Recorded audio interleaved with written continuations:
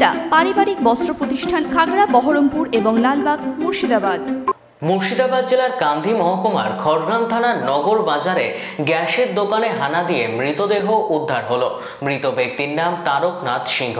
জানা গিয়েছে গত 24শে নভেম্বর থেকে সে নিখোঁজ ছিল। বিকেল 4:30 নাগাদ খড়গ্রাম থানার পুলিশ তার দোকানে আসে। সেখানেই গলায় দড়ি দেওয়া অবস্থায় দেখতে পায় পুলিশ।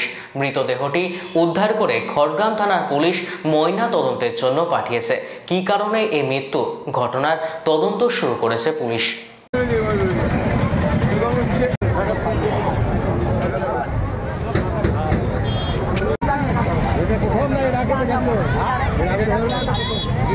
তারিখ থেকে আমাদের গ্রামেরই সমীর সিংহ মহাশয়ের ছোট ছেলে তারকনাথ সিংহ, সে হঠাৎ করে রাতের পর থেকে আর পাওয়া যাচ্ছিল না।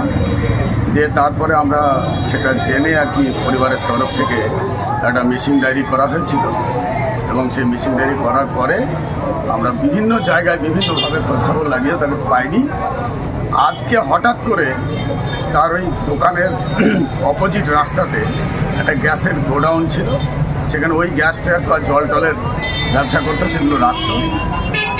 হঠাৎ করে সেখান থেকে গন্ধ পেয়ে অনেক পার্শ্ববর্তী লোকজন জড়ো হয়ে শাটারটা তুলে দেখে নিজেরই ব্যবহার করা মাফলার দিয়ে সে গলায় দড়ি দিয়ে ওখানে ঝুলছে। এমতো অবস্থায় পুলিশে খবর দেওয়া হয়। তারপর আমাদের স্থানীয় খড়গ্রাম থানার পুলিশ প্রশাসন এসে সেই লাশ মৃতদেহ এখন পর্যন্ত নামিয়ে খড়গ্রাম থানায় নিয়ে গিয়েছে। ওখান থেকে হসপিটাল যাবে, তারপরে পরে তখন তার ময়নাতদন্তের ব্যবস্থা হবে। তবে এই মৃত্যুর বিষয়ে পরিবার থেকে গ্রামবাসী সবাই কেউ কিছুই জানে না। ও যে কেন এই আত্মহত্যা করলো তার এখন পর্যন্ত কোনো রকম কোনো সূত্র খুঁজে পাওয়া যায়। 2024 রাত্রি 10:30টার পর ও মিসিং হয়। তারপরে 24 ঘন্টা পরে আমরা থানাতে নিখোঁজ ডায়েরি করি এবং পুলিশ তা তদন্ত করছিল। আজকে 29 তারিখ বিকেল 4:30 নাগাদ ওর গোডাউনে ঘর থেকে দুর্ঘটনা করে লোক এবং পুলিশের সহায়তায় গোডাউন খুলে দেখা যাচ্ছে যে ওর ডেড বডি আছে এবং সেইটি এখন ময়নাতদন্তের জন্য থানায় নিয়ে যাওয়া হয়েছে। আর এটা সম্পর্কে হচ্ছে আমার ভাইপোর নাম হচ্ছে তারকনাথ সিংহ। ওয়েস্টার্ন আউটফিট, ফ্যান্সি চুড়িদার, শাড়িতে রকমারি রঙের সমাহার, ফ্যাশনে এসেছে আজ নতুন সুনিতা, সুনিতা তোমার আমার